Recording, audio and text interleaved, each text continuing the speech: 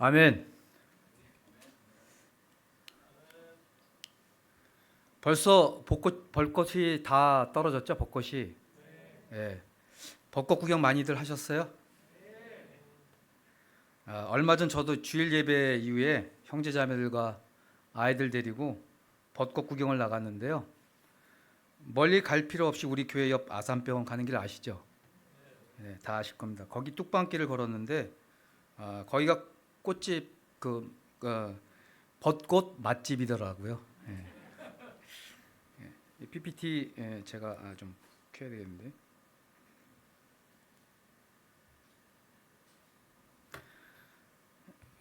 날씨도 좋았고 벚꽃도 만개해서 아주 보기 좋았습니다.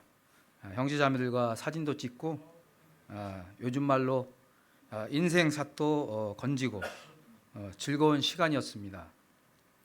그런데 벚꽃 구경을 끝내고 돌아가려고 하는 순간 그 현택 형제의 둘째 아들 그 아주 귀여운 레윤이가 갑자기 그 사람들이 걸어가 다니는 도로에 돗자리를 그냥 이렇게 딱 피더니 앉아서 과자를 꺼내 먹는 거예요. 저렇게. 저도 저기 있었는데 아마 레윤이의 그 로망이 피크닉 하는 것이 아니었나 생각이 듭니다. 길게도 아니고 딱 한 1분 정도 같은데 제가 봤을 때 그때 앉았나 봐요. 근데 다 됐다며 자리를 걷고 일어나더라고요. 예, 예.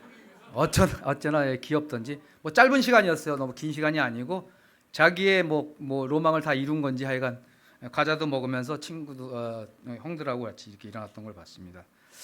이렇게 그 영적 가족이 좋은 것도 함께하고 아이들도 함께 키우는 그 모습을 보니까 하나님이 왜 우리 관계가 조직이 아니라 가족이 되라고 하는지 알 것 같습니다. 아무튼 뚝방길 못 가보신 분은 아쉽지만 내년에는 꼭 가보시기 바랍니다. 저도 작년에 벚꽃 피는 시기와 장로 컨퍼런스에 다녀온 시기가 겹쳐서 벚꽃 구경을 아쉽게 놓쳤는데요.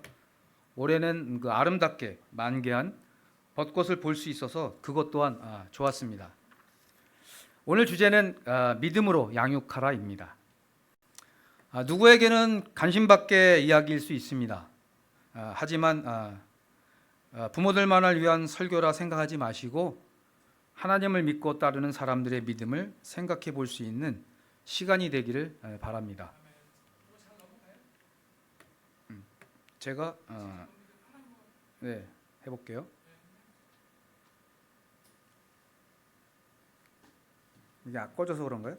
요거를 파란 걸로 이렇게 하고서 이렇게 해보세요. 잠깐만요.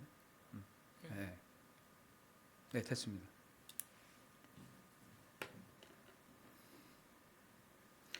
오늘 이야기의 주인공은 모세입니다. 먼저 모세 부모의 족보와 배경을 간단히 말씀드리자면 저렇게 쫙 나와 있는데 잘 보이시나요? 제가 안경을 꼈다가 글씨는 약간 흐리하게 보이는데 여러분이 안 보여서 그냥 벗었습니다. 여러분이 잘 보여서 좋은 것 같아요. 아버지 아브라함은 레위의 손자이고 고앗의 아들입니다. 어머니 요게벳은 레위가 이집트에서 얻은 딸이며 아브라함의 고모라고 성경에 기록되어 있습니다. 그 애굽의 총리가 총리가 된 요셉으로 인해서 큰 환대를 받으며 야곱과 그의 가족 70명이 애굽 즉 이집트의 고센 지역에 들어가 정착하게 됩니다. 400년이 흐른 후 요셉을 알지 못하는 새로운 왕조가 집권을 하게 됩니다. 그때 이스라엘 백성은 200만 명으로 불어난 상태였고 수가 너무 많아 두렵고 위협적인 존재로 느꼈습니다. 처음에 환대는 더 이상 없었고 짐스러운 골칫거리로 전락해 버립니다. 애굽 왕조는 폭동을 일으킬 것을 두려워하여 본격적으로 이스라엘 백성을 핍박하기 시작합니다. 많은 강제 노동으로 억압하고 통제하며 혹독하게 다루거나 괴롭혔습니다. 그럼에도 이스라엘 백성이 더욱 번성하자 이집트 왕은 시브라와 부하라는 산파를 불러 계략을 꾸몄습니다. 출애굽기 1장 15절에서 16절 제가 읽겠습니다. 한편 이집트 왕은 십브라와 부하라고 하는 십브라 산파들에게 이렇게 말하였다. 너희는 히브리 여인이 낳는 것을 도와줄 때에 잘 살펴서 낳은 아기가 아들이거든 죽이고 딸이거든 살려두어라. 산파를 시켜서 아무도 몰래 남자아이들을 죽이려던 계략은 하나님을 두려워한 산파들로 인해 물거품이 되었고 이스라엘 백성은 오히려 크게 불어나고 매우 강해졌습니다. 그 계획도 수포로 돌아가자 이집트 왕은 초강수를 두게 됩니다. 출애굽기 1장 22절에 보면 이번엔 모든 백성에게 갓 태어난 히브리 남자아이는 모두 강물에 던지고 여자아이들만 살려두어라 라고 공포합니다. 그 시기에 많은 남자들이 나일강에 던져졌고 남자아이는 모두 강물에 던지고 여자아이들만 살려두어라고 공표합니다.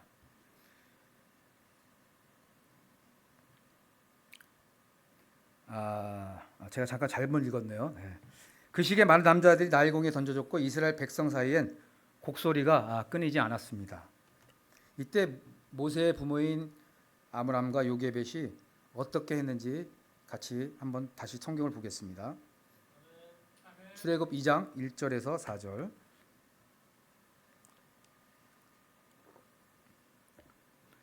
레위 가문의 한 남자가 레위 가문의 한 여자를 아내로 맞이하였다. 그 여자가 임신을 하여 아들을 낳았는데 그 아이가 하도 잘생겨서 남이 모르게 석 달 동안이나 길렀다. 그러나 더 이상 숨길 수가 없어서 갈대 상자를 구하여다가 역청과 송진을 바르고 아이를 거기에 담아 강가의 갈대 사이에 놓아두었다.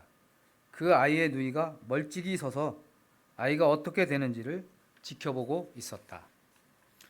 모세의 아버지와 어머니는 아이가 하도 잘생겨서 3개월을 아무도 모르게 숨겨놓고 키웠다고 합니다.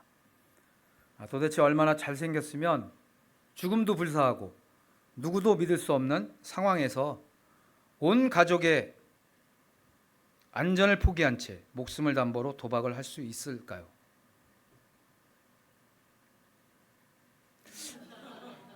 제가 젊었을 땐 제 시대는 차인표나 최수용 같은 사람들이 잘생겼다고 하는데요. 제가 좀 옛날 사람이죠.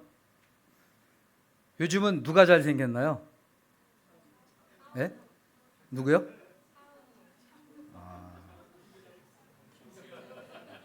차은우?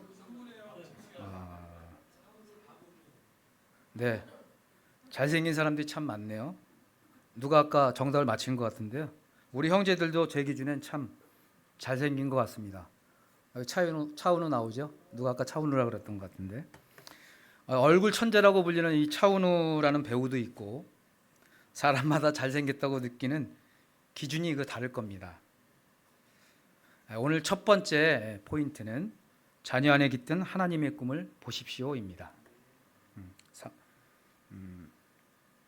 사무엘상 16장 7절 제가 읽겠습니다. 그러나 주님께서 사무엘에게 이르셨다. 너는 그의 준수한 겉모습과 큰 키만을 보아서는 안 된다. 그는 내가 세운 사람이 아니다. 나는 사람이 판단하는 것처럼 그렇게 판단하지는 않는다. 사람은 겉모습만을 따라 판단하지만 나주는 중심을 본다. 아멘. 하나님은 사람을 보실 때 겉모습이 아닌 중심을 보신다고 합니다.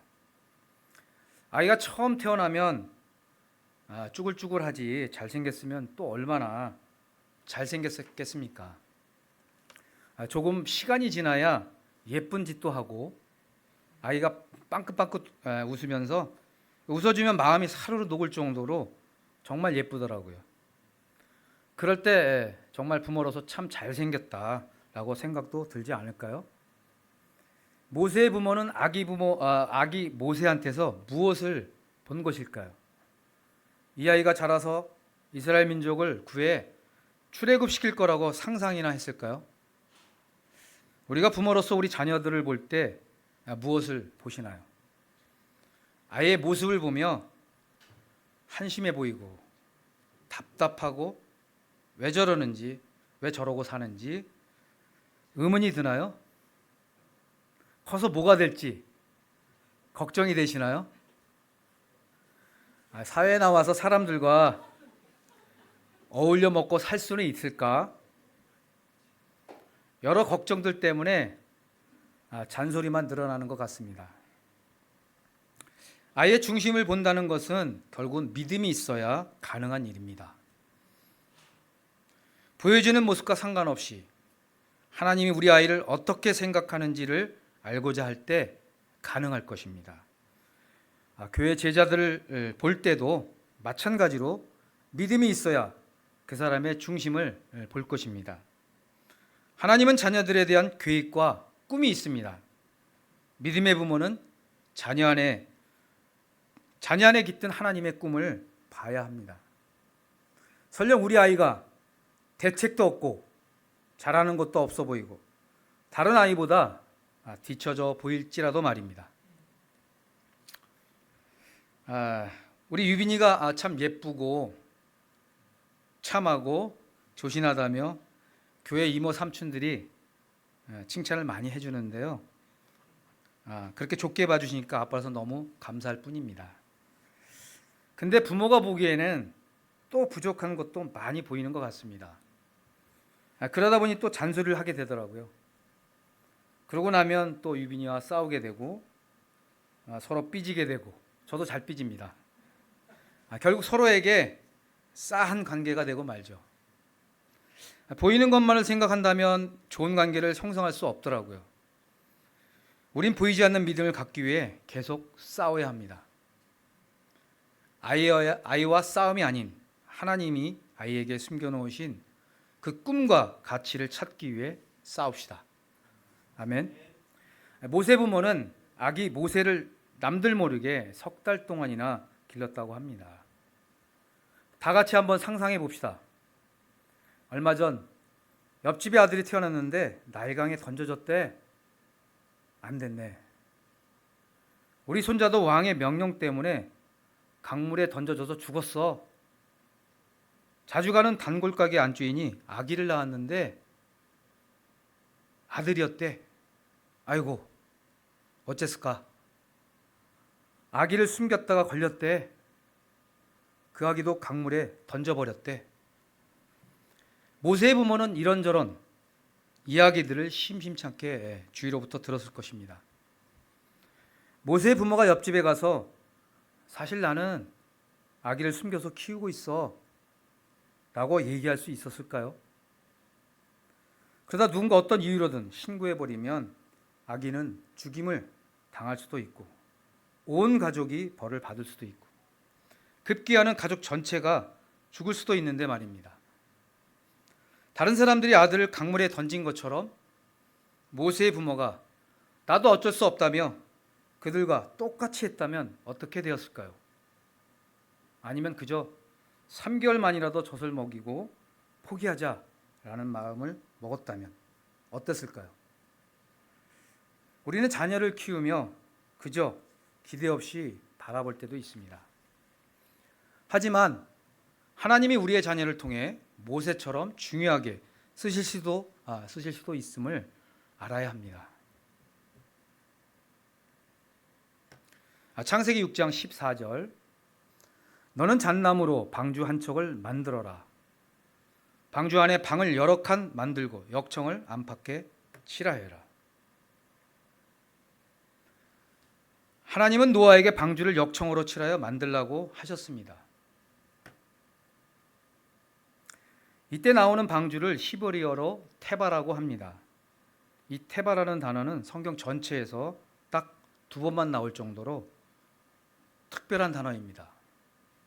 창세기 6장 14절에 노아의 방주를 테바라는 단어로 썼고 모세 부모가 만든 갈대 상자를 테바라고 기록했습니다. 갈대 상자가 노아의 방주처럼 아들을 위한 구원의 방주가 될 것이라고 믿은 것입니다. 노아가 방주에 역청을 칠해 만든 것처럼 모세의 부모도 갈대 상자에 역청을 발라 아기 모세를 위한 미니 방주를 만든 것입니다. 모세의 부모는 어떤 마음으로 방주를 만들었을까요? 아기를 하나님이 구원해 주길 바라는 마음으로 정성을 다해 꼼꼼히 역청을 칠했을 것입니다. 우리 아이들을 세상의 강물에 던질 때 믿음의 방주를 만들어 태워 보내야 합니다. 만약 아므람과 요게벳이 믿음이 없었다면 미니 방주를 만들지 않고 걱정과 근심으로 하루하루를 살았을 것입니다. 불안함 때문에 우울한 나날을 보냈을 것입니다. 그렇다면 모세의 부모는 어떻게 믿음을 지킬 수 있었을까요? 아마도 아기에게 깃든 하나님의 꿈을 생각했을 것입니다. 또한 하나님의 시선으로 아기를 바라보았을 것입니다. 그렇기에 계속해서 스스로에게 질문해 보십시오. 내 자녀를 위한 하나님의 꿈이 무엇인지 말입니다. 하지만 세상은 보이는 것으로 내 자녀의 가치를 평가할 것입니다. 그런 세상 속에서 우리 아이들이 하나님의 꿈을 이뤄갈 수 있도록 믿음을 주는 믿음이 있는 부모가 되십시오. 아멘. 두 번째 포인트입니다. 자녀를 위해 할 수 있는 최선을 다하십시오. 아기한테 3개월은 아주 중요한 시기입니다. 3개월이 되면 아기는 시력과 청력이 발달합니다. 손으로 장난감도 줄 수 있고 주위에 반응도 합니다. 목을 가누고 웃기도 하고 눈도 맞출 줄 알게 됩니다. 15cm 밑에 앞에 사물이나 물건도 알아보고 목소리와 얼굴도 기억합니다. 아기가 최소한의 사람 구실을 하게 되었을 때 모세의 부모는 드디어 때가 되었음을 깨달았습니다. 아기 모세를 내보내야 할 때가 된 것입니다. 우리는 부모로서 자녀들에게 많은 걸 해주고 싶고 나처럼 고생 안 했으면 하는 바람으로 좀 더 많은 것을 주고 좀 더 가르치고 싶어 합니다. 또한 실수를 줄여주고 싶어 합니다. 남들 하는 대로 아이를 키우지 않으면 아이가 뒤처지지 않을까 아니면 낙오되지 않을까 하는 걱정과 두려움이 생기기도 합니다. 하지만 결국엔 자녀들을 세상으로 보내야 할 때가 옵니다. 우리 아이를 방주 없이 맨몸으로 세상에 던질 것인지 모세의 부모처럼 믿음의 방주에 우리 아이를 넣어 세상에 내보낼지 결정해야 합니다. 하나님께 내어놓는다는 것은 무엇일까요? 학원도 보내면 안 되고 공부도 많이 할 필요 없다는 얘기일까요? 그렇지 않습니다, 여러분. 아이의 재능을 찾아주는 것도 부모의 소중한 역할입니다. 하지만 하나님에 대한 믿음 없이 하는 것들은 그저 맨몸으로 강물에 던져지는 것입니다. 요즘 세상 아이들이 학원도 몇 개씩 다니면서 남들보다 뒤처지지 않게 더 나은 미래의 삶을 준비하고 또 준비합니다. 오히려 우리 부모들이 맨몸인 아이들을 세상으로 등 떠밀고 있지는 않은지 한번 생각해 보아야 합니다. 결국 학원이나 공부가 아이들의 방주가 될 수 없습니다. 출애굽 1장 3절에서 4절 제가 읽겠습니다.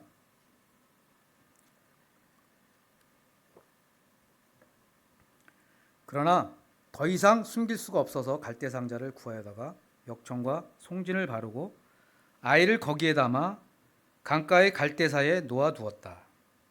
그 아이의 누이가 멀찍이 서서 아이가 어떻게 되는지를 지켜보고 있었다. 우리 자녀를 위해 갈대 상자를 준비해야 합니다. 모세 부모는 갈대 상자를 위해 역청과 송진을 바르고 아기를 담았다고 합니다. 그것은 그저 단순한 상자가 아닙니다. 제가 방수하는 일을 원래 좀 하고 있는데요. 갈대로 만든 상자에 물이 새지 않게 하려면 아주 견고하고 꼼꼼히 방수 처리합니다. 그래야 물이 안 셉니다. 갈대 상자에 바른 역청과 송진에 대해 찾아보았습니다. 먼저 역청은 석유, 천연가스, 석탄이나 그것들의 가공물이라고 합니다. 천연의 아스팔트, 타로 같은 물질을 말하기도 하고요.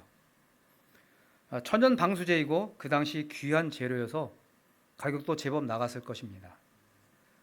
그리고 송진은 소나무과의 나무가 손상을 입었을 때 나오는 분비물이며 피부병을 예방하고 치료하며 호흡기 질환에 효과적입니다. 또한 독소 제거와 해독에 도움을 줍니다. 물론 다른 효능도 많습니다.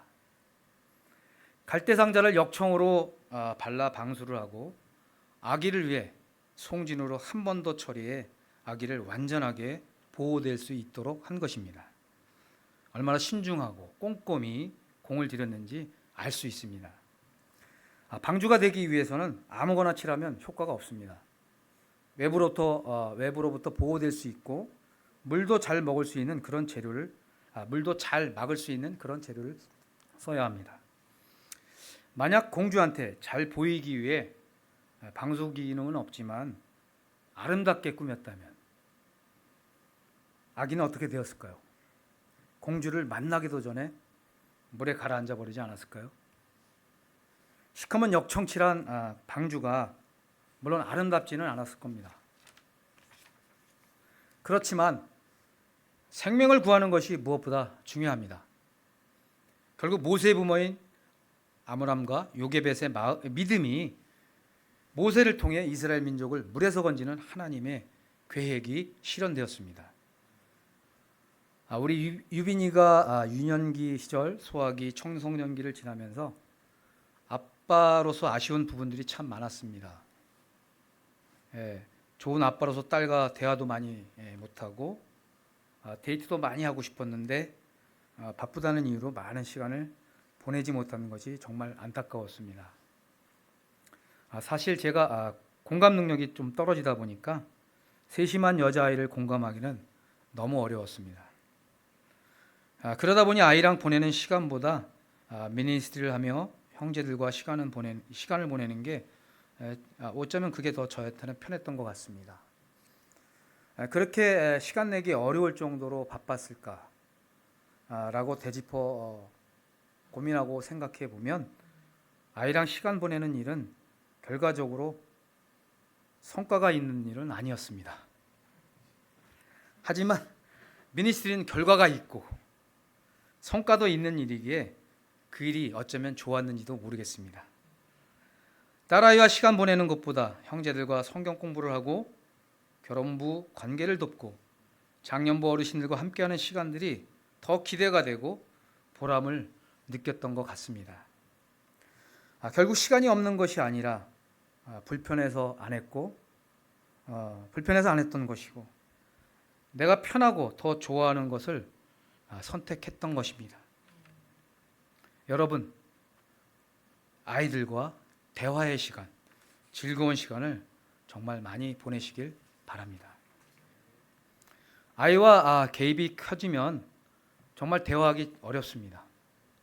그러다가 나중에 두 마디로 대화하게 될지도 모릅니다. 밥 먹었나? 엄마는? 더 이상 대화가 없습니다.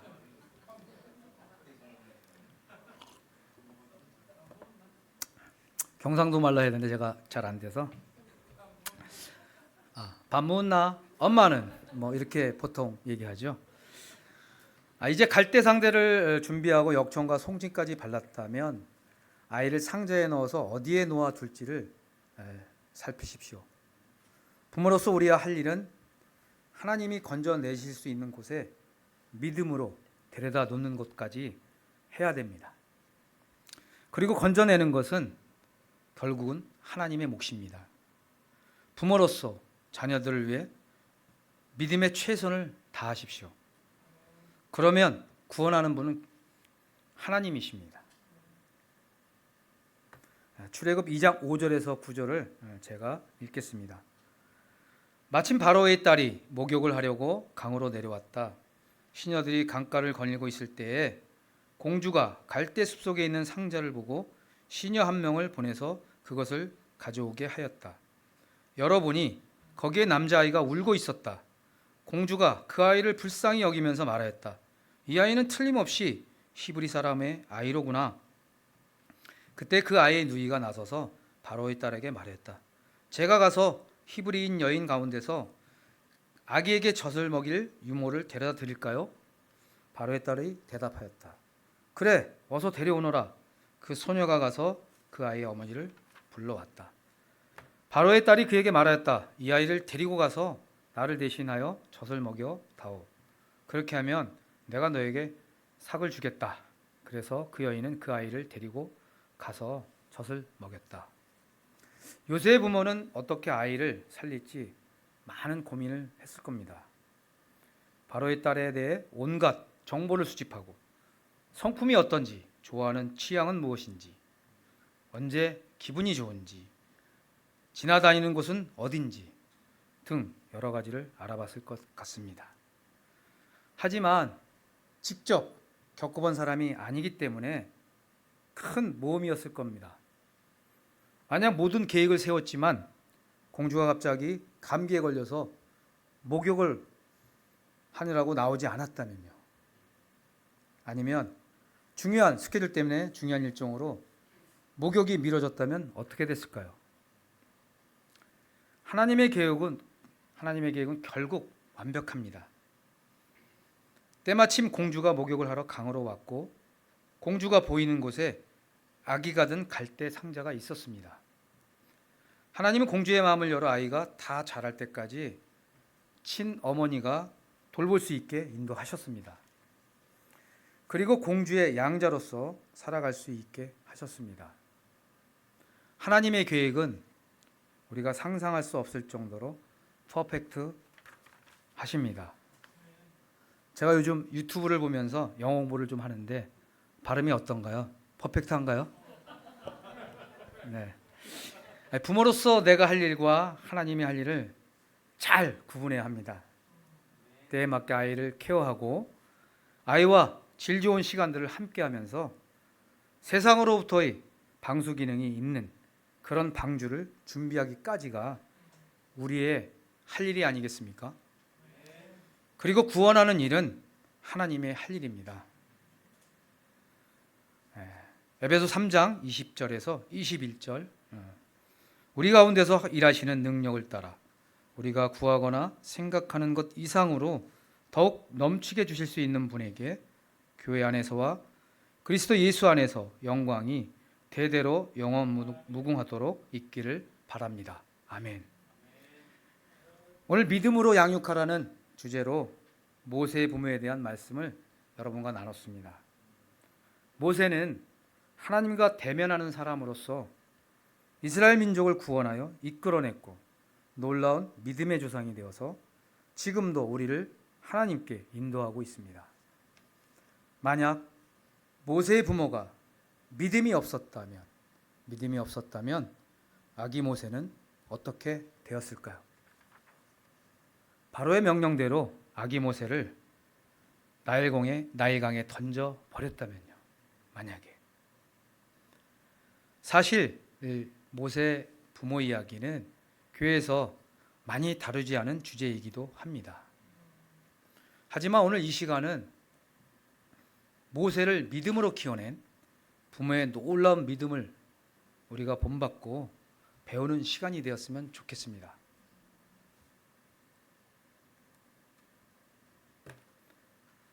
첫 번째, 자녀 안에 깃든 하나님의 꿈을 보십시오. 두 번째, 자녀를 위해 할 수 있는 최선을 다하십시오. 이 두 가지 포인트로 말씀을 나눴는데요. 자녀가 없는 분이라도 바이블톡 형제자매들을 어떤 마음으로 바라보고 대할 것인지 한번 생각해 보시는 시간이 되었으면 좋겠습니다. 오늘 말씀을 마치겠습니다. 제가 기도드리겠습니다.